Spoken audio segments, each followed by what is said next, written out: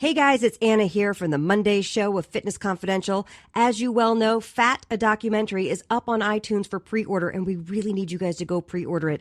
Open up your iTunes app on any one of your devices, or go to iTunes.com, search for Fat, a documentary, or just click on the show notes here and pre-order that documentary so we can go to #1 in all of documentaries. We appreciate your support. Go pre-order Fat, a documentary. Retro Arcade brings Minnesota and surrounding areas arcade games from the days gone by. All of those great games from pizza joints and arcades are available in cocktail units and custom machines. Dozens of favorites from your youth in one machine to complete your game room or man cave. Retro Arcade also sells and services your favorite pinball machines. Find them at facebook.com/80arcade. That's facebook.com/80arcade. Retro Arcade. Your youth is just one click away. Rockwood Saloon Authentic Apparel takes rock and roll fashion to a new level with their tees and tanks for men and women. They also make custom shirts, jackets, vests, pants, hoodies, beanies, and more. The Rockwood Graphics Department can design anything from your logo, t-shirt design, promo posters, band swag, and printed at great prices. From tour shirts and custom stage gear to killer threads for the street to the stage, Rockwood Saloon has it all. Rockwood Saloon, authentic rock and roll apparel for stage and street. World Tour tested for quality, comfort, style, and durability. Check them out at www.rockwoodsaloon.com. That's rockwoodsaloon.com. Hey ladies, Sass Pants Designs will take that rock shirt that everyone has and make it your own in a flattering, sassy, and simple way. There are one-of-a-kind tank tops, lace-up tees, and tube top dresses already in stock. Check out the online store at sasspantsdesigns.com and like Sass Pants Designs on Facebook for special offers and custom orders. That's sasspantsdesigns.com, sasspantsdesigns.com. Sass Pants will make you the envy of the party. Hi, this is Bobby Brown, and welcome to another fucking podcast. You kids with your loud music and your Dan Fogelberg, your Zima, hula hoops, and Pac-Man video games, don't you see? People today have attention spans that can only be measured in nanoseconds. See, son, old legends never die. They just lose weight. Like a legend and an out-of-work bum with a lot of life.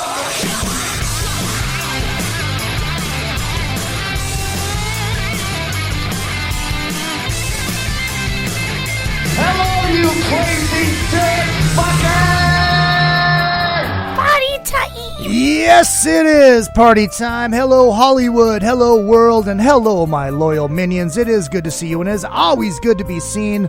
We are live right here on a Tuesday night, 6 p.m. California time. And we have Ron Keel on the phone, raring to go. Going to get to him in just a second. Please do make sure you guys hit up all of the social media at Real Izzy Presley all the way across the board, Twitter, Instagram, and Facebook. And, of course, the Facebook page is Another Effin' Podcast. And you want to go there because if you guys remember a classic part of the show, the great Babu, Jeff Bauer, he's got a little GoFundMe going for his girlfriend who's competing in her very first bodybuilding competition. They've already saved up like $6,500, so it's not like they're trying to get people to flip the entire bill. Just trying to raise another $500 to add on top of it because it is goddamn expensive to do those things. So if you guys want to help, jump on the Facebook page, click on that GoFundMe, and do that. T-shirts are also available, as you all know. Just hit up that Facebook page, any of the Facebook pages, and hit shop now, and you can get the Another Effin' Podcast t-shirts, I Don't Want Your Fucking CD t-shirts, Van Hagar Rules, see all of those things. We got them. They are there for your pleasure. And if you don't want my stupid t-shirts, we all know you can just send me money, izzypresley at yahoo.com. If you want to donate to the show, that is the PayPal, izzypresley at yahoo.com. Ladies and gentlemen, bringing in a man who I've known for 6 years, I think. 7 years, something like that. From the Monsters of Rock cruises, of course, we know him from his band Keel, and he's got a lot of other projects going. Ron Keel, welcome to the show, buddy. Hey, Izzy, great to be on with you. Thanks so much. What a great way to end a great day, to talk the rock and rock the talk with one of the coolest guys in our business, man. I appreciate this. Dude, I noticed you had a very, very busy day, and you're doing this you're doing a radio show now too, huh? I've been doing radio now since 2012. syndicated show for several years, which landed me a daily radio show here in Sioux Falls, South Dakota, the wild, wild Midwest where I live now. But now I'm back to the syndicated weekly format, and I've got some great stations, 93.3 FM here in Sioux Falls, and then rockrageradio.com, purerockradio.net, and uncontrollednoise.com, some of my fine affiliate stations doing the weekly show. And I love being on that side of the microphone as well and interviewing some of my heroes and favorite rock stars, and getting able to play the music that I love to play and just really entertain people and have a good time. Yeah, dude, that's what it's all about. I mean, that syndicated thing that's a tough deal. I mean, especially now with radio kind of toppling. Well, internet radio has taken somewhat of a hit the last few years, as you probably know, with the licensing fees and things like that. But there's some big powerhouse stations still in business. PureRockRadio.net, one of my primary affiliates, has been on the air for 23 years now. They're not going anywhere. And it's a great way to reach people, entertain, put on a show, and get to talk to some of my favorite rock stars as well. And I do enjoy it, but now it's down to the weekly show where I do it from wherever I'm at, from home or from the road. And then I send it out to the stations. They air it and they play it, and it's a blast. Yeah, dude. I mean, that's exactly why I do this. You know, I get to talk to people like you. I mean, as a kid, I never thought I'd have these opportunities, and now I do, and I really do appreciate it. Well, let's go back. I mean, because, I know you. I don't know a lot about you, and I kind of want to dive into that. So you grew up in Georgia. Not really, no. Oh, okay, you were born in Georgia. I'll start correcting you now. Thank you, Wikipedia. I was born in Savannah, Georgia, but my dad was a construction worker who went from town to town, always looking for the next job or running from the law. So literally it was, wake up the kids, throw us in the back of a car with a U-Haul trailer behind it, and head to the next town, wherever that might be. So I got the road in my blood at an early age. Went to Nashville at the age of 17 with a guitar and a notebook, not much more, a dream and some songs when I was 17 years old, and got my start there. A few years later, I was in a band called Steeler, which was formed in Nashville, and we relocated to LA/Hollywood in 1981 just at the beginning of the decade of decadence, and was a part of that whole metal hard rock explosion in Hollywood in 81, 82, the entire decade. A few years of that landed me my own deal with a band called Keel, which the rest is history. We had 3 records which charted in Billboard's Hot 100 and tours with Bon Jovi and Van Halen and Motley Crue, and just a lot of dreams come true, man. So I've always been a traveler and a nomad. Spent 10 years in LA, and then I spent 10 years in Vegas. I spent about 10 years collectively in Nashville. So all music towns where you can go and make some noise and try and succeed in this crazy business. Well, and you went to Nashville, and you didn't go to Nashville trying to be a country star. You went there for rock and roll. At the time, Izzy, in 1979, there wasn't much difference. At the time, you could hear Black Sabbath and the Eagles on the same radio station. I didn't know the difference. I just knew a good song when I heard it. Right. And my music at the time was kind of a hybrid, back to where it is now, really. There were metallic guitars and big drums, and but I would compare what I was doing at that time to more like Bob Seger or Tom Petty. Okay. And I got an offer to join a metal band. These guys had entered a Battle of the Bands contest, and we had met at a concert. Actually met at a Rush concert, August 17th, 1979 or 80. I think it was 1979, and 1980. And I met these guys at the concert, and I'm all decked out, man, because I was always, before I learned how to sing, I was always a rock star. I'd dress up, put the scarves and the big hair, and, of course, leather jackets, and I was always. I'm 6'4", so I stand out in the crowd, and these guys said, "Hey, man, are you a singer?" And I go, "Yeah, I'm a singer." So, "Well, give me your number," and we exchanged phone numbers. So, literally, it was just days later that I heard this Battle of the Bands competition on KDF, the rock station in Nashville. That was the little clock radio sitting by the side of the bed, and it would wake me up in the morning, and I'd be listening to rock and roll, on my way as I'm going to bed every night. And these guys came on the radio. And it was absolutely killer. It was kind of like a cross between AC/DC and Judas Priest. I mean, it was just, and the production was great. The singer was great. I go, man, these are those guys that I met at the Rush concert last week. It was a band called Lust. And they called me the next day and said, hey, man, we need a singer. I said, dude, I heard you guys on the radio last night. You're a killer. Whoever you got singing is great. But it turns out the drummer had been the lead singer on the demo. They had never played live. The drummer sang on the track, and he's a great singer, but they needed a front man because now, all of a sudden, since they got such a huge response on the radio, they're in the finals for this Battle of the Bands competition.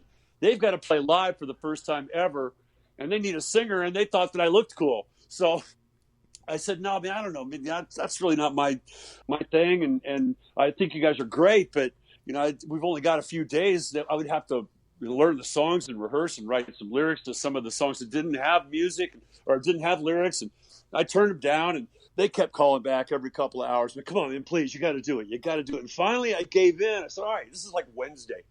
All right, I'll do it. So I go out to the rehearsal, and I'm 2 hours late because they're rehearsing in the middle of nowhere, and we didn't have GPS in 1980. And they're out in the middle of nowhere in a barn. It was a schoolhouse auditorium somewhere. And I'm 2 hours late. I walk up to the door, and I look through the glass, and there's a guy in there singing with them. I knew they were holding auditions that night. There was a guy singing, and he was really good. And my girlfriend at the time, she said, go on in there. Go on. Just go on in there. And I said, no, man, they already got somebody. We're too late. She literally pushed me in the door. So we sat down, and I'm decked out, of course, in my leather boots and the scarves and this leather jacket and, big hair and all that stuff. And I sit down right in front of them. And when they finished the song, the guy said, the guitar player said, oh, sorry, man, we already got somebody. I said, no, it's cool. You guys sound great, man. Can I just hang out and watch and listen? And the bass player hits him on the shoulder and says, look at this guy. We got to give him a shot. So they said, all right, come on up and sing. And the guy handed me the lyric sheet. He was standing there, a good singer, but he was just standing there holding the lyric sheet with the mic stand. And I said, give me that. I looked at the lyric sheet, crumpled it up, threw it on the floor, grabbed the mic stand, started screaming my guts out. And by the end of the song, I had the gig. All right. So I go on stage with them that following Sunday night at Flanagan's in Nashville. And it was the first time that I'd ever gone out in front of a packed house and had hundreds of people with their fists in the air chanting and singing along. It was a metal crowd. It was we just ruled the night, took first place in the Battle of the Bands competition and got a record deal and some gear. And all of a sudden I'm in the studio cutting a couple of songs, which ended up getting a lot of play on Nashville radio. And it was working. It was great. It was a blast. I loved the excitement, the energy, and the passion of hard rock and metal and arena rock. And at the time I was just living the dream and just loved it. So I immersed myself in that art form, which was hard rock and metal. And, it's still always been a big part of me. In the years leading up to that, I was drawn to bands like Kiss and AC/DC and Alice Cooper and anything that was loud and, sexy and so, but I also played jazz and blues and classical music in my training and learning and growing up in school. And so I had a lot of formal musical training and, I love many kinds of music. I can't say I love all kinds of music because things like rap, that's a cultural thing. That's not my bag, but I just never realized that there were such boundaries between these styles of music. Because like I said at the beginning of this long monologue, I was listening to AM radio and you could hear Eagles and Black Sabbath on the same station, so to me that the combination of Eagles and Sabbath is what formed my musical tastes. And it's kind of back where I am now with the metal cowboy and this rock, metal, country, southern rock type hybrid style of music that I'm doing with the Ron Keel Band. Well, it's cool that you're doing that now because that seems like that's where it's heading. That's where the bands that are getting signed nowadays, that's kind of like the vibe that they have. Well, I don't know about that. I'll take your word for it. I just do what I feel and what I love. No, right. But there's that country sensibility. And, I know you probably and your listeners and fans and friends all know about the Ron Keel on the tailgate of the truck singing country music from the VH1 and MTV clips. And, I learned a lot from immersing myself in that art form. And one of the best things I took away from that experience was crafting quality songs, Yeah. being able to build a song around the melody and the voice and the story that you're telling. And I still scream my guts out, but now I'm telling a story too. Right. Well, and that's what I love about country music. It really is storytelling at its finest, you know? I agree. And you combine those elements with the thunderous drums and screaming guitars and powerful vocals. Mm-hmm. Those elements have always been a part of what I do. And there's a lot of common ground there. Songs about drinking beer and chasing women. And, there's just a lot of common ground that I feel like when you make an album that is supposed to be a statement of who you are at that point in time. And some of my favorite artists, Kiss, perfect example. I mean, they went through disco and pop and metal and, glam and all of Kiss went through all. David Bowie, other artists, Queen. I mean, my God, yeah. that movie last year, the one thing I took away from watching Bohemian Rhapsody was how diverse that band really was. They had no boundaries. They would play so Crazy true. Little Thing Called Love is a country song, and then you've got another one rides the bus and the funk and the pop and the opera and the classical and all of those elements in there. I thought that's cool, and that's kind of what I always wanted to be. I know it's tough for the fans to try and keep up with because who is this guy and what is he doing now? I get it, but I'm just driven to explore new territory, and I think I finally landed where I belong, and I've been doing the same hybrid style of metal cowboy music for 20 years now, since Iron Horse in 2000, 2001. So it's been something that where I found my niche and found my place. I'm still able to go on stage and scream the Keel songs, and my band does all those Keel hits, Somebody's Waiting, Right to Rock, and Rock and Roll Outlaw, and all those tunes. We still do those live, and they fit right in with the material that's on our new album. And some of those songs have been re-recorded on the new album. We got a great new version of Right to Rock. Nice. The power ballad, Tears of Fire. And those songs, to me, listening to the album is a top-to-bottom experience. Those songs fit right in, and they belong. I wanted another chance to sing them, for one. I wanted another shot at those vocals. And second, I wanted to show the fans that I haven't forgotten where I came from. I embrace my roots. I embrace my experiences, and I'm very proud of my accomplishments. And those classic songs are a big part of who I am, and they belong on this new album. I did want to touch on that little the country thing for just a second, the VH1 thing. And of course, you came out as Ronnie Lee Keel. Did you feel that you needed to repackage yourself to try to separate yourself from the 80s genre at that time? Well, I went further than that, Izzy. Yeah. When I decided to pursue country music as an art form, and this was after you got to realize the state of mind and the state of our business at the time in 1990, 91, 92, when grunge was taking over and guys like us were no longer the coolest guys in the world. And all of a sudden there's no record deal. They pull the plug, the record company's dropping every band like flies, and you've got mortgages to pay. I lost the beach house. I lost the sports cars. My marriage was falling apart.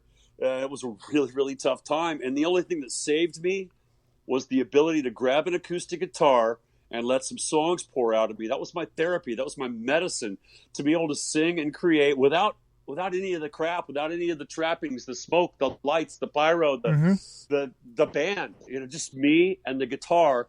And those songs started coming out of me.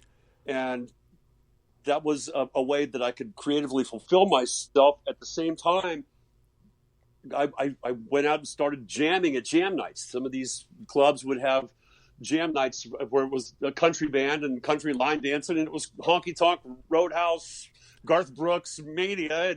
And I'd go out to the jam night and I'd start sitting in with some of these guys and singing a song or two, and really liked it. Felt like I could find a place there, and plus I could make a living. I could write, I could create, I could make a living. I had a great six-piece band. I started out as Ronnie Lee. Nobody knew who I was. I dropped the Keel from my last name totally because I wanted a fresh start, and I didn't want my past or my past accomplishments to have any bearing on whether the audiences or the listeners or my bandmates accepted me or liked me. The guys in my band had no idea that three years prior I was selling out Madison Square Garden. They had no idea. I was Ronnie Lee. They did not know my last name. And this went on. We started at the very bottom of the Roadhouse honky tonk circuit, making $30 a man per night. And within a couple of years, I had built it up to be the number one country draw in the Southwest. We were headlining the rodeos and the casinos and doing great. And I had written enough songs to release my first country solo album. And when we did that, it was a decision that I had to make. Is it going to be Ronnie Lee or is it going to be Ronnie Lee Keel? Because that's my legal name. I changed my name to Ronnie Lee Keel in 1986 on the Final Frontier tour when I got my first passport. I had to get a passport because we were going on tour in Europe. And so I changed my birth name to Ronnie. But I had always been known as that. People had always called me that. But, when I decided to come out of the closet, so to speak, at the record release party, the night we released the album Western Country in 1995 in Phoenix, Arizona, I had these video screens set up all over the club. I had a couple of celebrity guest hosts from the local news channel who knew who I was, who had interviewed me back in the day when Keel was in our heyday. And the audience was floored. They had no idea. The little video, 15-minute compilation of Keel and Somebody's Waiting and the stuff that I'd done and some of the MTV clips and newscasts and interviews and kind of a little introduction. Hey, folks, this is really who I am. And you've been, these people had been watching me perform and sing for a year. I'd been the house band at that club, and nobody knew that I was Ron Keel. And so I came out of the closet, so to speak, and became Ronnie Lee Keel at that time. And the VH1 thing happened because they just called me up and said, hey, what are you doing now? Like, oh, I'll send you a video. Here's what I'm doing now. And they aired it. It became one of the highest rated VH1 Where Are They Now specials. Of course, Dee Snider on there narrating, oh my God, what's he done? But in the years since, everybody's done it. Bon Jovi had a number one country song, and James Hetfield did a Waylon Jennings tribute, and everybody's done it now. It's totally cool. But at the time, I was the first guy to do it, so I was really stepping out, so to speak. And I think people are a lot more tolerant nowadays. But that's how I feel. If you have to immerse yourself in an art form to master it. Any type of skill or trade, you've got to dedicate yourself to it and immerse yourself in it. You're going to suck. So that's what I did, and I always equated it to like a great artist, like a painter. If you paint great pictures, doesn't mean you can't create a sculpture.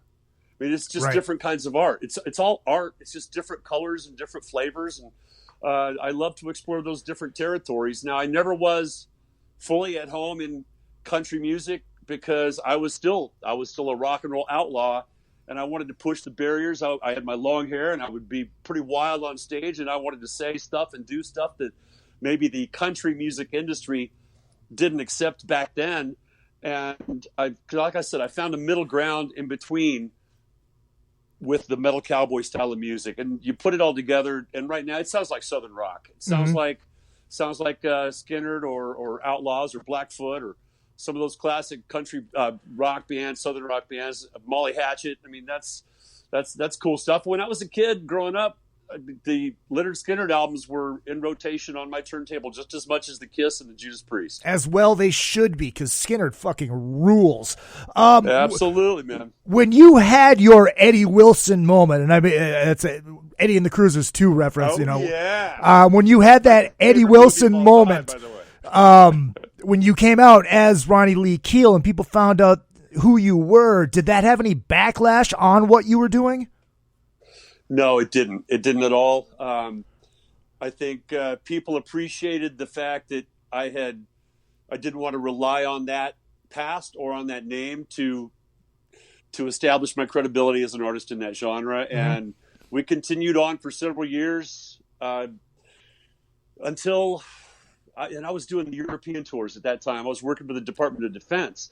We would tour all over the world, doing the country show for the military staff on the military bases all throughout the Mediterranean and Europe. And it was an amazing ride, great money, and getting to tour, see the sights and tour the world with my band and entertaining our military, which is a fantastic audience. Those people love to party. They love to be entertained. Oh, yeah. And but on 9/11, that stopped. All of a sudden, the planes hit the towers, and there were no more musicians going overseas on airplanes to entertain those people in those foreign locations for a long time. But that was the 90s for me. I had a great ride and a great run. And then when that was done, I put together Iron Horse and became the metal cowboy, so to speak. And here I am. I was curious about that story because I had heard Vito Bratta on Eddie Trunk's show about 10 years ago, 15 years ago, something like that.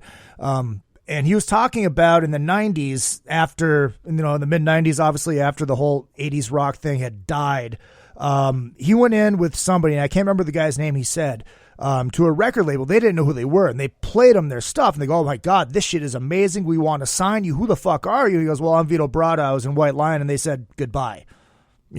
So that's why I was kind of curious about your venture down that, and trying to reinvent yourself. Well, I still managed to put out some great rock albums in the 90s as well. I went to Japan and did an album with Saber Tiger, Akihito Kinoshita, who was literally the Yngwie Malmsteen of Japan. He had 3 greatest hits albums out when he got his big record deal, and they called me. They wanted an American singer, and it was cool because I had kept a low profile, and nobody knew whatever happened to Ron, especially in Japan. The Japanese audiences had fond memories of Keel and what I had done there.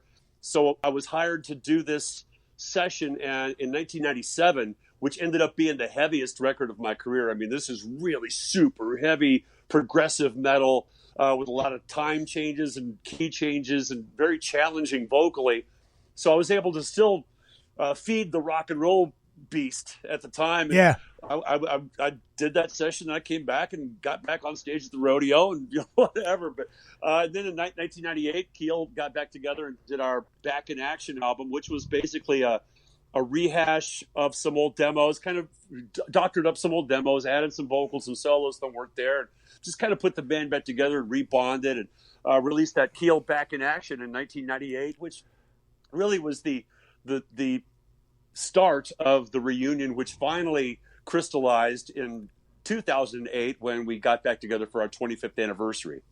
Now, when you were in Vegas, you were doing a Brooks and Dunn tribute? I did. I moved to Las Vegas to bring a country show there. I produced and starred in the longest running country music show in Las Vegas history. The show went on for 10 years. I didn't participate in it heavily for the last few years because I was back doing the rock thing and doing Keel, and I had other reasons to do other stuff. But I created the show, produced it, and starred in it, and we had a great run, man. Literally 10 years of being in the tribute industry, and that's a whole different thing, man. I mean, like you have to be really good. There's only a handful of people, like the Willie Nelson guy or the Lady Gaga or the Cher or the Dolly Parton or whatever. It's like an acting role, and you have to really immerse yourself in the look and the voice and the mannerisms of that character. And just so much fun learning that side of the industry and being accepted and part of that tight inner circle at the very top of that Las Vegas tribute / impersonator industry, which was at the time going very strong. And we had the only game in town. If you're a country fan and you go to Vegas, you're going to come see our show. And it was something I'm really proud of. None of that Vegas glitz, no tracks, no dancing girls. It was a real country concert event. Nice. With great musicians and great singers and the best tribute artists and impersonators in the business. And I portrayed Ronnie Dunn from Brooks and Dunn in that show.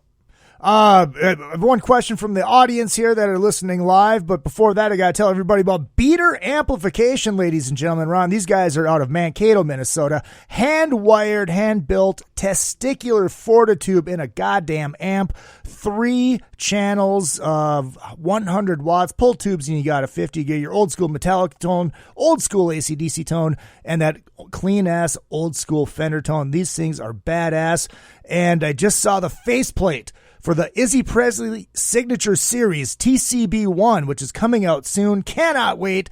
Beater Amplification. Check him out. BeaterAmplification.com. That is 2 E's. Brian Richards, checking in from St. Cloud, Minnesota, wants to know, ask him about his band Fair Game from the early 90s. Somewhere in the Night and Blind Faith Rule. Check out the Bad Channels soundtrack. Nice. And by the way, I got to check out those beater amps too. Mankato's not too far from me, and I play up there a couple times a year, so I got to check those out. But the Fair Game was my post Keel project when Keel disbanded in 1989.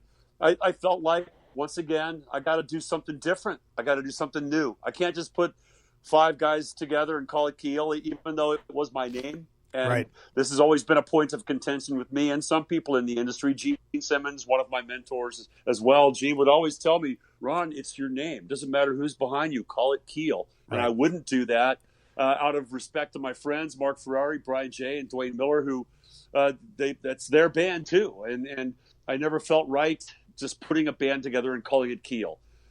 So I went in an entirely different direction and put together an all-female lineup behind me. And these girls could play, man. They were amazing musicians, and we were together several years, 89, 90, 91, up until I decided that I was done with LA after the Rodney King riots and the earthquakes and all the stuff that was going on in LA. Just it was time to get out and take my kids somewhere safe when my kids were growing up. So I did have that Fair Game project for several years. Bad Channel's movie soundtrack features 2 of our songs, the ones that he just mentioned, Somewhere in the Night and Blind Faith. And I'm very proud of that project, but we couldn't see the writing on the wall in 1992, Izzy. I mean, we thought the 80s were going to go on forever, right? Man. What do you mean, Nirvana, Pearl Jam? Screw that, man. We're really good. But nobody signed a commercial hard rock band with Ron Keel up front and a bunch of chicks behind him. Wasn't going to happen. And we gave it our best shot and spent a lot of energy and time and money on that project, but was not able to get it signed in 1992. So it was great memories and a great album that finally surfaced of the compilation of demos that we did during that 3-year period. Very proud of that. That was speaking of Eddie Wilson, man, that was that was when I started learning how to write songs, and really some of my best songwriting and vocals on that Fair Game project as well. But you had mentioned Eddie, and he's one of my heroes. That Eddie Lives, the second movie. Maybe I patterned myself a little bit after that. And right. The truth be told, Izzy, when I met my wife Renee, the first date, I brought those DVDs to her house, and I said, "You want to get to know me? You got to get to know Eddie." And we watched both movies, top to bottom. And she's still with me after all these years. But I love Eddie Wilson, the greatest rock star who never lived. Oh, I know. I never liked the second movie. It just got too cheesy with the metal guitar player kid. And it's like, damn it, I just can't do it. But that first one is just so classic. And I tell you, the line that always sticks in my head, it was the manager. And they go, "Well, why did he keep you around?" He goes, "Because I was a dreamer. And the world needs dreamers, you know? That's what it's all about." That's right. Here's what we're going to do. We're going to take a short little 1.5 break. We'll be right back with more Ron Keel right here on another effing podcast. Replay Guitar Exchange is your premier independent guitar store. Being independent is good. With all of the major brands, including new, vintage, and pre-owned, you can find the guitar, bass, amp, or accessory you are dreaming of. From vintage to the newest models, Replay Guitar Exchange can help you find that perfect piece. They have industry veteran expert staff, all players like you down to the owner. You aren't just getting a great guitar, you're getting the Replay difference. Find them online at replayguitar.com and find your dream guitar today. If you need to promote your band or business, or just want to stylize, personalize, or customize your ride, check out vid-decals.com. Want to create and customize your own stickers representing your band, or make your own bumper sticker? Vid Decals can do it. All stickers are printed on quality vinyl and can be placed on any flat surface. Stickers are an affordable way to promote your band or business. Go to vid-decals.com to get started. That's vid-decals.com. vid-decals.com. RockstarLeatherworks.com is your home for badass rock and roll gear. Featuring 100% handmade leather bands, watches, cuffs, bracelets, and more, Rockstar Leatherworks has something for everybody. Whether you are going to the show or you are in it, you can find something to fit your needs. Choose from a variety of designs or create your own masterpiece. Their bands and watches are second to none. They also ship internationally. Who needs a stage to be a rock star? Check out RockstarLeatherworks.com. Hey, what's going on? This is Tom Arnold. I like fat women and cocaine. And you're listening to Izzy Presley here on another fucking podcast. And I know Izzy from Cocaine Anonymous meetings. I've actually seen him at the meetings with Ace Von Johnson from, I probably shouldn't say this out loud, but Ace has got a bad coke problem. And his sponsor is Josh Todd from, and again, I shouldn't say this out loud, but Josh is his sponsor for Buck Cherry. He's addicted to upskirt porn. And they're both being sponsored by the Eagles. The whole band, the Eagles. Anyways, another fucking podcast right here with Izzy Presley, and call your sponsor. Fucking A. Oh, yes. It is another effing podcast. Back with Ron Keel. Second half of the show brought to you by A&P Laser Engraving, ladies and gentlemen. APLaser.com. They are so good they can laser engrave a hot dog bun. These guys are amazing, out of central Minnesota. And, of course, what's the other one? John Palumbo Design. We love us some John Palumbo Design. You need a band logo. You need a website. Anything. Talk to John Palumbo. JohnPalumboDesign.com. Kyle Kruger checking in. Said, man, this interview is kind of on the dark side. Yeah. Indeed. Oh, my God. Love me some Kyle Kruger. He's the star of that film, Here I Go Again. Yeah, and let's get into that really quick here before we move on. Sure. How did you get involved with Kyle in that movie? They were interviewing every rock star they could get their hands on for that film, and highly recommended. I'm sure many of your audience and our friends have seen it. HereIGoAgain.com. What a great rockumentary. And Kyle and his partner, Steve McClure, were literally interviewing anybody they could for the film. And they asked me to participate in an interview, and that's how it started. We became friends, and we started talking more and more often. I became Kyle's vocal coach for some of the scenes in the movie where because he hadn't sung in, 25 years or something, and he was going to be fronting the band. And so we started working on just basically his voice and trying to, one thing led to another, and they asked me to produce the soundtrack for the film, which we filmed the movie during the sessions, and you could see the evolution of these guys from when they couldn't hit a note until finally, the triumphant scene when they're on the Monsters of Rock cruise performing live with me and who else was there? It was it?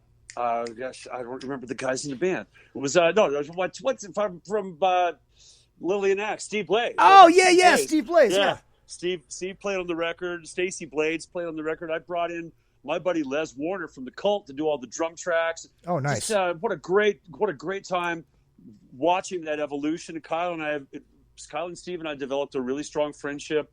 They made me a big part of the film, and I really appreciate that opportunity. The friendship's great. The movie's great. And if you haven't seen it, you got to see it. And if you've already seen it, watch it again. And go back and listen to Kyle's interview on the show talking about the movie when it was coming out. That was a good one. Oh, cool. Yeah. Let's talk Steeler. So you guys formed in Nashville and then moved to Los Angeles. Now, Yngwie joined in Los Angeles, correct? Yeah, the band had been together for several years at that point, clawing our way up through the vicious Hollywood club scene. Right. And it was vicious. We were the rednecks from Nashville. We were the outsiders. Nobody would give us a break. So we had to build a following in the outskirts, the outlying areas like the Valley or Pasadena, Orange County. And we started playing all the smallest clubs for no money all around the perimeter area to break into Hollywood. But that first gig at the Whiskey, all those fans from the outlying areas came to support us. And we packed the Whiskey on, I think it was a Monday night or something. Nice. And we finally had arrived in Hollywood. So we worked hard for everything we got at that point, and then had some lineup changes. Eventually, I was looking for a guitar player, and I thought Yngwie was the best guitar player on the planet. And we called him up. He was 18 at the time. We called him up, flew him to L.A., and he did the Steeler album, which became one of the cornerstone foundations of that era and that genre. At the time, it was the biggest selling heavy metal independent record of all time. Oh, wow. And really put me on the map, put Yngwie on the map, put Mike Varney and Shrapnel Records on the map. And it was a huge accomplishment that I'm very thankful for that. And it allowed me the momentum to go on and form Keel the following year. And within 9 months of forming Keel, we were signed to A&M, and Gene Simmons was producing The Right to Rock, our major label debut, and the rest is history, as they say. What was your first impressions of Yngwie when you met him? Well, we didn't get along. You know, we were not compatible. Mm-hmm. My first impression is, you know, it was a little strange. You know, I mean, he was a little strange, and it was uncomfortable, and I immediately was concerned that, wow, we came all this way, and we've already got all this invested in this move, and I don't think it's going to work. Right. So I started bringing in other guitar players. Yngwie was sitting on the couch in the living room, and I was bringing in all the other hotshot shredders in L.A., and finally, Yngwie knew it wasn't working out. He came to me and he said, I know what you want. I can do this. I want to do this. And he came into rehearsal and just killed it. And I said, okay, if you want to play like that, then, you know, this is American metal. I mean, this is not and I'm not putting him down. He did what he came here to do, and we were not cut out of the same cloth. And I like that driving American hard rock, arena rock approach. And he was at the classical. I mean, everybody knows what Yngwie does and who he is. Right. So it's obvious that he and I don't belong in a band together. Yeah, we'll just leave it at that. When you tell me about when you first met Gene Simmons, I mean, obviously growing up a Kiss fan, that had to be pretty goddamn huge. Yeah, that was an amazing day. And, you know, we got signed, we got our record deal. And all of a sudden, you know, everything changes that day when you sign your name on that big major label recording contract. And the label presented me with a list of potential producers. And on this list was, God, everybody, man. Michael Wagner, Max Norman, Tom Werman. I mean, all these big names, the who's who of the multi-platinum LA Hollywood rock band producers, right? Mm-hmm. And Gene Simmons' name was on the list. And that's just popped right off the page. And I wish I could take credit for the brilliance, but really it was just me wanting to meet Gene. Of course. Of course. It turned out to be a brilliant business move on my part, because Gene helped us sell a lot of records. His name on the Right to Rock album was a huge stamp of approval, and the Kiss fans bought it, embraced it, loved it, and many of them are still my fans to this day. That Kiss Army has kept me alive for 30-something years now. But at the time, I didn't realize what an impact it would have on my business. I just thought, well, he's a musician, he's a rock star that I can relate to, and rather than just being a guy who turns knobs, maybe he'll understand where I'm coming from. Mm-hmm. And I asked to set up a meeting, and they did. So the meeting scheduled to take place at the Beverly Hills Hotel one afternoon, and I come walking up to the front door of the Beverly Hills Hotel, and there's this really nice, nice-looking, well-dressed man with short hair and sunglasses sitting on the bench out front. And he looks up and he says, Ron Keel? Yeah. He goes, I'm Gene Simmons. He had just cut his hair for the movie role with Tom Selleck in the movie Runaway. And so he didn't look anything like the fire-breathing, blood-spitting demon that I had come to know and love. Uh-huh. He was business Gene. And so that was how we met. I didn't even recognize him. That's funny. So we went up to his hotel room, and we started talking, and just talking about music and what he wanted to do and what I wanted to do. And I didn't have anything to play for him except the foundation of that song, The Right to Rock. Mm-hmm. We had just jammed on that when we were recording the Late on the Law album. Ferrari starts into the riff, and the band started joining in.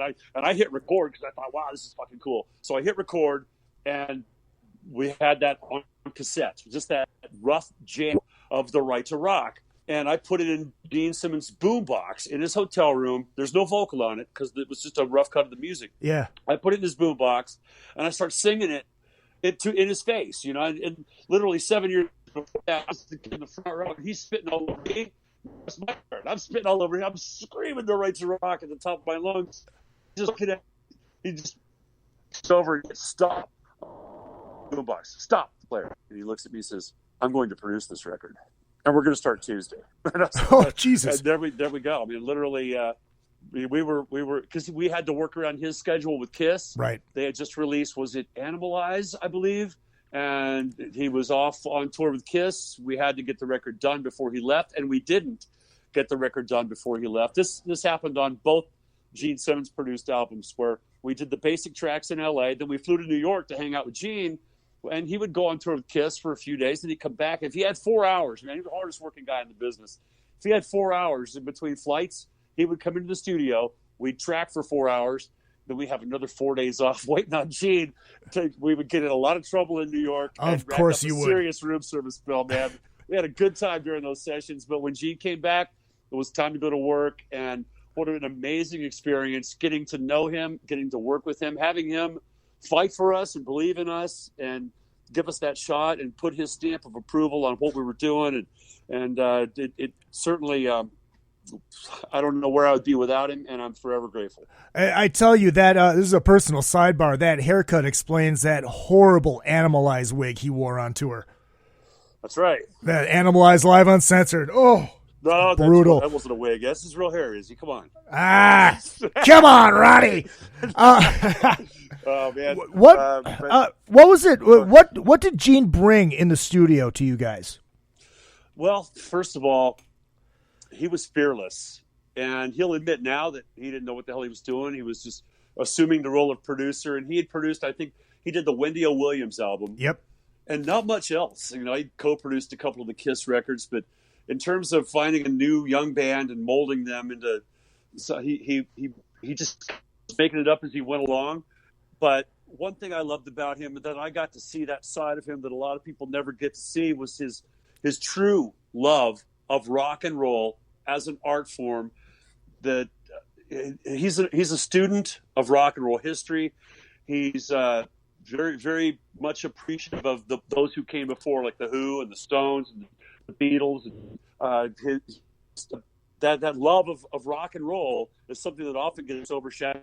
Makeup and the hype and the theatrics and all that, but man, at his very core, he's a real musician. Yeah, and a great songwriter. He taught me a lot about crafting songs. Taught us a lot about how to make good records. And still to this day, when I'm carving tracks in the studio, Gene's like the little devil on my shoulder.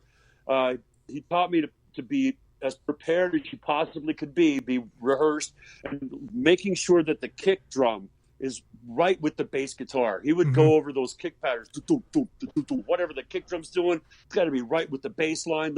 That foundation has to work great. And I didn't even realize that until Gene pointed it out in the first pre-production rehearsal. He wanted to see what that kick drum was doing and how the bass guitar was accompanying that kick drum and complementing it. So that's something we still really pay a lot of attention to this day, is the kick pattern with the bass guitar. And then on top of that, how the guitars are putting, like Kiss does, with the two guitars in stereo, left and right, and you're doing different voicings of the same chords, stuff like that I didn't realize until I started working with Gene. How to stack and build and structure great harmony vocals in the studio, and so many great lessons to learn from him. But I think the most important was to be prepared, but don't be afraid to try anything. And there were times when we'd take a song that was done. It was, we had the arrangement locked in stone, and he would say, "No, let's try this." And he'd take off on some kind of tangent to do a bridge or a breakdown section or something that was totally unrehearsed. And he would try anything. And he taught me that balance of preparation, but not being afraid to experiment when you're in the studio. Absolutely golden advice, and I still use it to this day. Talk about Mark Ferrari a little bit. How did you meet Mark, and just kind of go from there? Mike Varney recommended Mark Ferrari to me. I was putting Keel together, and Mark was just moved to LA and was looking for a gig, and Mike Varney recommended me, and we hit it off immediately. And he was one of those guys that was young, hungry, and willing to do whatever it took to succeed. And that's the criteria that I had with those guys. They're amazing players, and they're better now than they were then. Mark Ferrari and Brian Jay as a guitar team, in my opinion, are one of the most incredible dual guitar teams in the history of hard rock and metal, and they're better now than they were then. But what they had then was a willingness to work as hard as they possibly could to succeed. And together we did that in short order, and we're still good friends. Mark and I are really, really good friends to this day. We always stayed friends, even the years when the band broke up or disbanded, or whatever you want to call it. there was no bad blood. There was no mudslinging. I mean, we've been friends from the start, and we still are. And that's what made the reunion so easy for us 10 years ago now, in 2008, 2009, when we put the band back together for our 25th anniversary reunion celebration and did a new album together and toured the world. Then that's what made that process so easy, because we really do love each other. So it wasn't like we had to mend any fences. Well, that's always a good thing, especially in this business. Yeah. At this point, there's no reason to do it with people I don't like or love. I just really thankful for that relationship. That just says a lot for their character. I mean, those are great guys. And that's another reason why I never went out in those years in between and called it Keel. And there was money on the table too. It wouldn't have mattered at the time. I could have, like my counterparts, and I love these guys, Don Dokken or Mark Slaughter or whoever, they could go out as Slaughter or Dokken with anybody behind them that they wanted. I probably could have as well, but I just never did. And I'm glad. Right, Ron, with that said, I have to ask, being the Kiss geek that you are, how do you feel about Tommy Thayer and Eric Singer dressed up in Ace and Peter's makeup? I think it's killer, man. All right. I think it's fantastic. And I'm surprised that, and I would be surprised if Kiss doesn't resurface at some point in the future with an entirely new cast. I believe that the band, the characters, the franchise could survive without even Gene and Paul. And I always thought that's what they were going to do. I thought they were going to replace themselves and continue Kiss for the next 50 years. And I still think they might. But, man, the makeup is one thing. Those are characters. You're playing a role. And how many different actors have played Tarzan? He's still Tarzan. Yeah, but I guess, I mean, I have an Ace Frehley tribute band. I mean, so of course you're going to know them a blue Kool-Aid drinker, but it's like, my thing is like those guys created those characters out of their own personas, out of their own personalities. Yeah. And it's like, we didn't refer to them as the Spaceman and the Star Child. We refer to them as Ace Frehley and, Paul Stanley. Yeah. I don't know. That. Maybe I'm too close to it because I know the guys. That could be. And Tommy's a good friend. And I was really happy for him to get that gig, and he's done a great job in that role. And so, he absolutely has to be objective. Absolutely. And look, I'm not ripping on Tommy Thayer at all. I mean, look, if they called me, I'd be like, where do I go to get fitted for the spacesuit and show me how to do the makeup? Exactly. Exactly. Shit. Where was I going to go? I was going to go somewhere and I can't remember. Oh, yes. Let's talk about the pawn shop. Right. And the music venture that you were doing up there in South Dakota. Well, in 2014, I was hired to relocate to Sioux Falls and be one of the faces and voices of this huge $70 million entertainment complex, which was called Badlands Pawn. Badlands, thank you. And it was a pawn shop, radio station, restaurant, bar, concert venue, like the rock and roll Disneyland. An amazing venue and an amazing concept. And I was really proud for the opportunity to be selected to lead the Badlands House Band, which represented that franchise here in the Midwest and on the road all over the country. And also to be the voice of the midday sessions on the radio. K-Bad 94.5 FM was my first daily radio gig. I'm on the air 4 hours a day and just loving it, putting on a show. And the radio booth was on the pawn shop floor behind glass, so a lot of interaction with the public, tons of interaction with the people on the phone lines, and live DJs 24/7 with a great rock format and just a free-for-all, man. We had an amazing ride for a year. I was able to put together my dream band. I was given carte blanche to assemble the band of my dreams, and I did. And I brought my bass player, Gino Arce, who's been with me for 21 years now. He's also the bass player in Keel, and he's been in Iron Horse and several other projects with me over the last couple of decades. I offered him the gig. He took the job. I brought in Dave Cawthorn from Columbus, Ohio, who had done some previous Ron Keel just with me. It just blew me away as a person, a performer, and a player. We had become really good friends. He was my first choice to play guitar in that project. Steve Doc Purcell from Nashville, Tennessee, also on lead guitar, who I had worked with for years since my Nashville days. So I was able to bring together these guys and find a couple of Hall of Famers here in Sioux Falls, Jeff the Rev Kohler on drums and Dakota Scott on keyboards. These guys are in the South Dakota Rock and Roll Hall of Fame, and they're literally Midwest legends. And so I was able to put together my dream band, the crew and bus and mountain of gear, pyro, and just everything you could, wardrobe, everything you could possibly ask for. It's a dream all over again and better than ever. It was great, man. It was a one hell of a ride, but the business didn't last. And after 1 year, they closed the doors, pulled the plug, and I'm left with no job. And literally, I severed a lot of my ties and all of my revenue streams for that gig. Oh, man. So I'm sitting here, and we sit with the guys in the band, and we realized, we got something really special here. We've got some really strong chemistry. This is an amazing group of musicians, and we backed up some of our heroes like Kip Winger and Jack Blades from Night Ranger and Stephen Piercy and Don Dock. And Paul Stanley was our special guest at our very first gig ever. Paul came out and did 4 songs with us. Oh, wow, in that's fact, awesome. Paul let me do a duet on Rock and Roll All Night. How cool is that? That's badass. And we're backing these guys up, and this is an amazing group of players, and we had something really special. And we decided, man, let's just keep it going. Screw that. We'll do it on our own. If we don't have that infrastructure, or we don't have the money, we lost the bus. I bought an RV. Screw it. There you go. We're going to do it on our own, and we decided to hang tough and stick it out and keep going. And then within weeks of that happening, my wife was diagnosed with stage 3 breast cancer. Oh, man. And anybody who's ever heard that diagnosis, and cancer has touched everybody's life in one way or another. When you get that diagnosis, man, nothing is ever the same after that. It's a life changer. Yep. All of a sudden, I got to take care of her. I got to be here for her. She went through chemotherapy and radiation and 8 surgeries. And I had to go to the guys at that time when she was first diagnosed, and I told them, I said, look, man, I don't think I can tour next year. I'm going to have to stay home, and when she's going through chemo and all this other shit, I've got to be with her. I've got to take care of her. And they understood. They were my support group through the whole thing. They didn't go anywhere. They could have bailed. They could have left town. They could have got other gigs. They stayed at my side.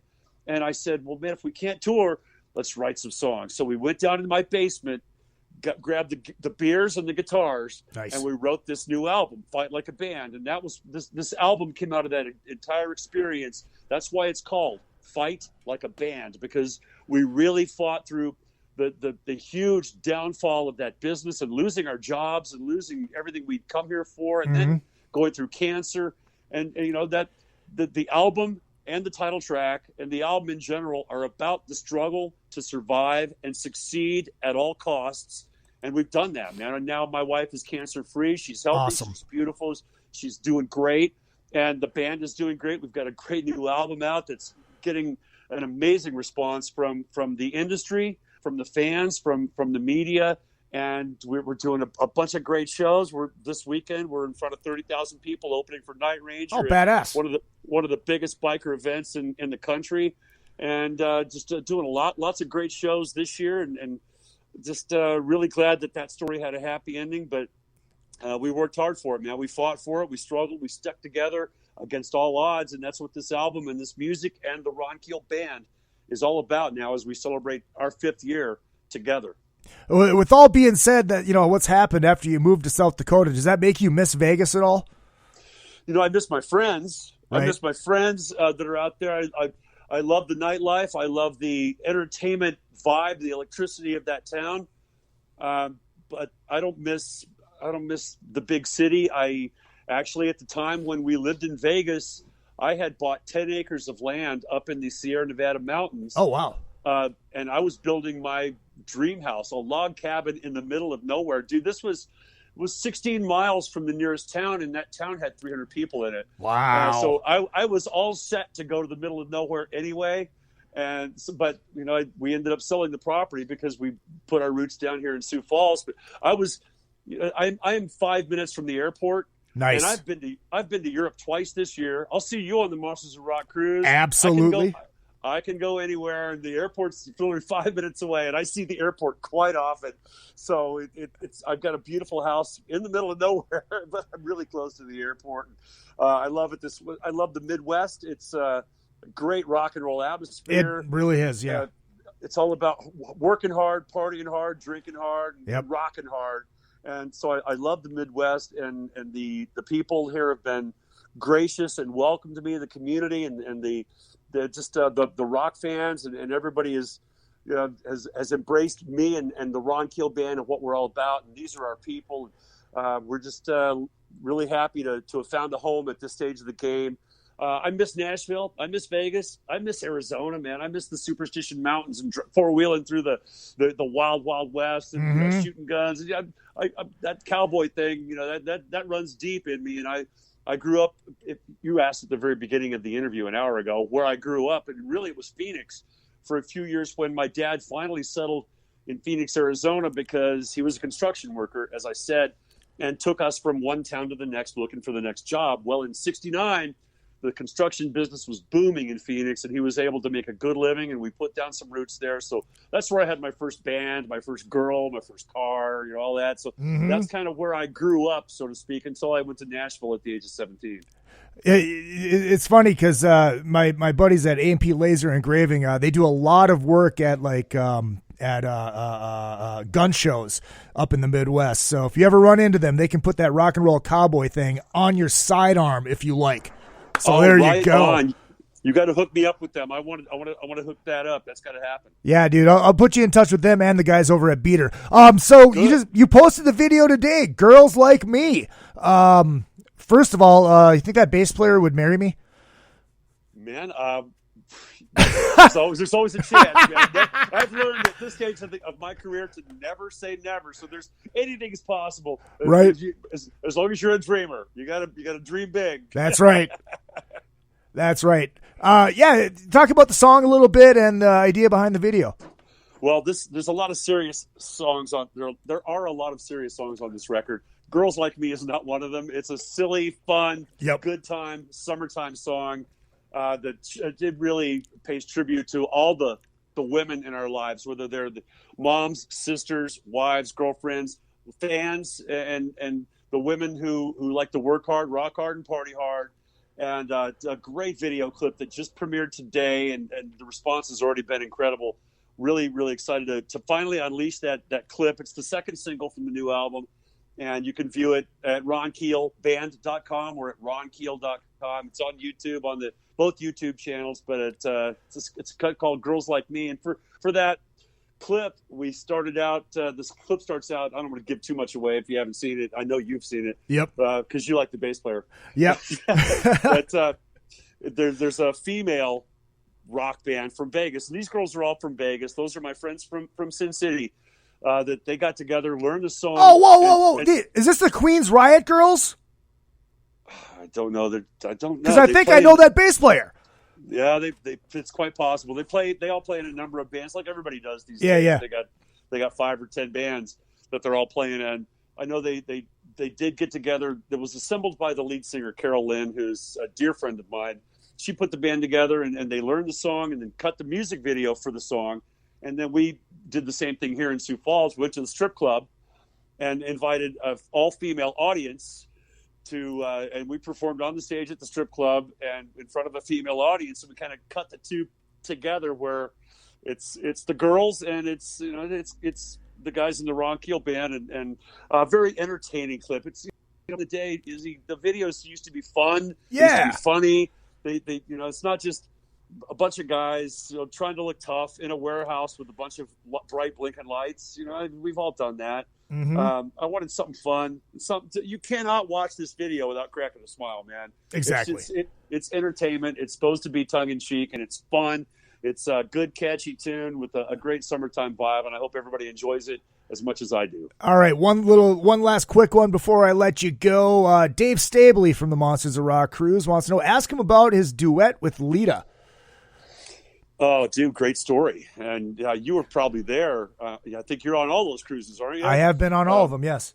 And I think this one coming up in 2020, Monsters of Rock Cruise, is going to be my 7th time on board. And really appreciative of those opportunities. They really are some of the high points of my career. And we get, as you know, I'm preaching to the choir. We get to do everything on the boats. We hang with the fans. So blessed. Do some great shows. And at that particular cruise, I think it was 2014. Yeah, it was 2014. So I had done 2 Keel gigs, great shows with my guys at Keel. I had done 2 acoustic gigs, which were always a lot of fun when I get to do my acoustic show on the Monsters of Rock Cruise. I did the elevator music where I go up and down to the elevator with my guitar and sing to the passengers, which is always fun. Stapling knows that. Dave Stapling's the guy who put me up to that. Yeah. The elevator music. I sang with Cinderella because Tom Kiefer didn't make it that year because of some health issues. That's right. And so they brought me and McMaster and some of those other guys up to do. We each did a couple of cover songs. So Cinderella, you got pictures of me up there with LeBar and Brittingham and Fred with the Cinderella backdrop behind us. That's pretty cool. I get to sing with Cinderella. I got to do the All-Star Jam with my buddies Frank Hannon and Mitch Perry and Joel Hextra, and we did Montrose. So I had been working it on that particular cruise, man. I had crammed a lot of stuff into that 4-day time period. I think 6 gigs in 4 days, plus the elevator music, plus the drink and greets that we do all day long. Yep. And so the last day of the cruise, I didn't have anything on the schedule. And I thought, well, man, this is a cool day. I don't have to do my hair. I don't have to dress up. And I can just have dinner with my wife. And we could actually have a 1-day vacation on board. And so the phone rings. And it's Lita. And she says, Ron, I want you to sing Close Your Eyes Forever. Close My Eyes Forever tonight to finish the show. And it's the last concert of the night, the finale of the entire cruise. And Lita invited me to sing it with her. And, of course, what do you say? I mean, you're going to say yes. Yeah, right? exactly. So, that's a once-in-a-lifetime shot. Exactly. And so I didn't know the song. I mean, I'd never sung it. Of course, we'd all heard it on the radio a million times, but I'd never sung it. And at the time, we didn't have internet on the cruises. Now we got internet and stuff, but I couldn't YouTube it. So I couldn't even find it. There's no way. There's nobody on the board's got a copy of it. So I went to her cabin, and Lita wrote the lyrics out for me on a piece of paper, and we rehearsed it in her cabin. Went through it a couple times, and I went on stage that night, and a huge honor and a thrill. Lita's an absolute sweetheart and been a good friend of mine for a long, long time, and very supportive of my career. And she was kind enough to offer me the opportunity to sing that timeless duet with her that night to finish off what was an amazing cruise experience. They're always amazing experiences. You never know what's going to happen. And it was probably, I mean, I can't pick out a best favorite cruise, but I think that had to be it because the gigs were all really good. I mean, Keel was just on fire, and the acoustic gigs were a blast. And I got to jam with Frank Hannon and Joel Hextra and Mitch Perry. Yeah. And then I got to sing with Lita, and I got to sing with Cinderella, and that's pretty cool stuff, man. So I'm looking forward to whatever happens next on the 2020 Monsters of Rock Cruise. Well, I think your highlight should have been having me sing Love Gun acoustically when you were walking through, because we were doing the Kiss Jam, and then you ended up not doing it. You're like, Izzy, come here, let's sing it now.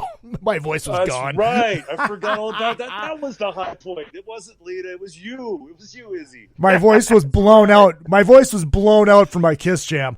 All right, Ron, if people want to find you on social media, Twitter, Instagram, any of that stuff, you want to give those links out one more time or where they can find the record?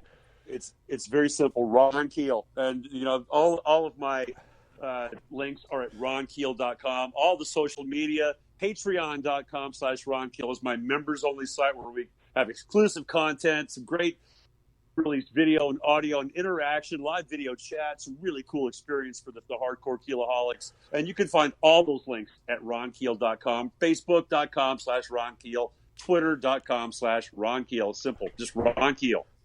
Love it. All right, brother. Thank you so much. Hold on. We'll say goodbye off the air. I'm just going to do my little outro here really quick. Thank you guys again. Make sure you hit up all the social media and hit up that GoFundMe that is on the Facebook page. Help the great Babu out and his old lady. She's going to do her very first bodybuilding competition. They've saved up $6,500, so they're not trying to get everybody to pay for the whole goddamn thing. Just looking for an extra $500. If you guys want to contribute, go ahead and do it. Thank you guys again. It's been a lot of fun. 2 weeks, Chris Wise, formerly the Ace Frehley Band and the Cult, currently in the Hollywood Vampires, and a band called Owl will be on the show, working on getting Vinny Tortorich on, and talking about the Fat movie, the Fat documentary. Really excited about that. We all heard the ad for it at the beginning of the movie. Go on there, or beginning of the show, I should say. Go on to iTunes and pre-order the Fat, a documentary. It's going to be absolutely amazing. My name is Izzy Presley. We'll be back tomorrow, 6 p.m. with the Izzy Presley Show. Talk about my hospital experience last night. And apparently my voice sucks and my show sucks. We'll talk about all of that tomorrow. Don't forget, what I lack in talent, I do make up for in cock. It has been another fucking podcast.